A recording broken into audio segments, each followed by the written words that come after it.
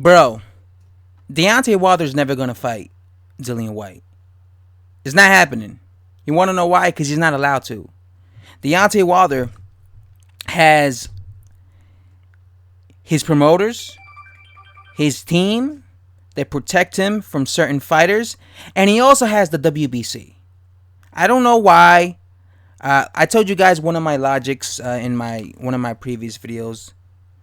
So scratch that. I gave you one of my logics, and that was I felt that the reason the WBC kind of like let shit slide for Deontay Wilder, let him not fight his mandatories, it was because of the fact that he was an American and he was the guy who broke the drought, and they are trying to have him not fight guys that are risky or that they look at as a risky fight. So this is why they let him, fight these basically whoever he wants. This is why they make it so hard for somebody like Dillian Whyte to face Deontay Wilder. Now, obviously, you guys probably heard already that the WBC has, I guess, ordered Dillian Whyte versus Tyson Fury for another title eliminator, right? Like, how many title eliminators has Dillian Whyte fought? But this is basically another one of those fights that the winner of this fight supposedly fights Deontay Wilder. But we already know that shit's not true, because Dillian Whyte has been in those positions and he wins and he still doesn't fight Deontay Wilder. Now, I personally don't think that Dillian Whyte needs to be facing Tyson Fury, just because I felt like he already earned that position. So he should just be ordered to face Deontay Wilder, right? He should just be allowed to face Deontay Wilder if Deontay Wilder gets past Dominic Breazeale, because you already know Deontay Wilder's not fighting Anthony Joshua, so he should just be allowed to face Deontay Wilder. Deontay Wilder should man up and just voluntarily defend his WBC belt against Dillian Whyte. First of all, if Dillian Whyte goes through with fighting Tyson Fury, I think that's a fight that he could very well lose. And if he loses to Tyson Fury, that's it.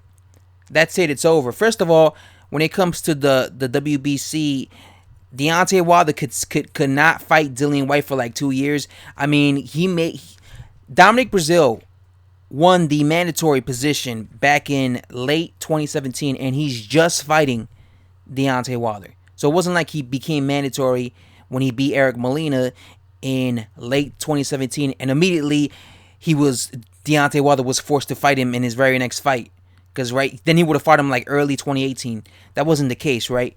Again, for some reason, they allowed Deontay Wilder not to fight Dominic Breazeale for 2 years. And that would be the exact same thing that would happen to Dillian Whyte. Let's say Dillian Whyte did beat Tyson Fury, and then he became the #1 mandatory. Deontay Wilder would not have to fight him for 2 years. He could wait till the year 2021, and in between, he could just be fighting whoever he wants. Guys like Adam Konecki, Luis Ortiz.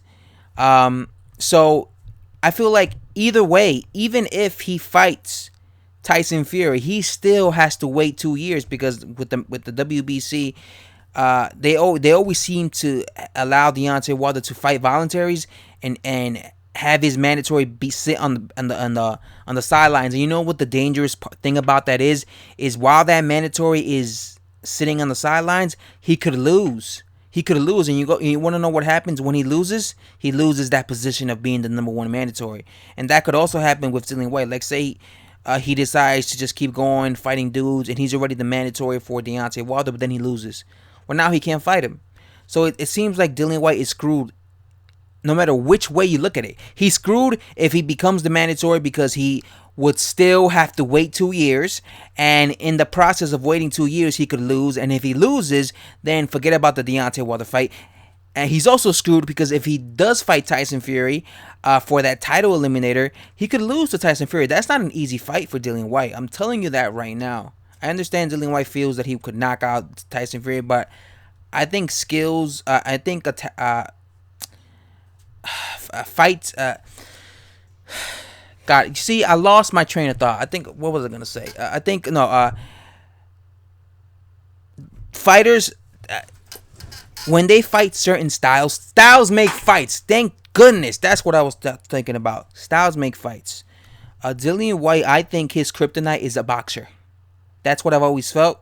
You can look at any of my past videos where I've talked about Dillian Whyte. I've always felt that he could be outboxed. And what is Tyson Fury? An excellent long-range boxer.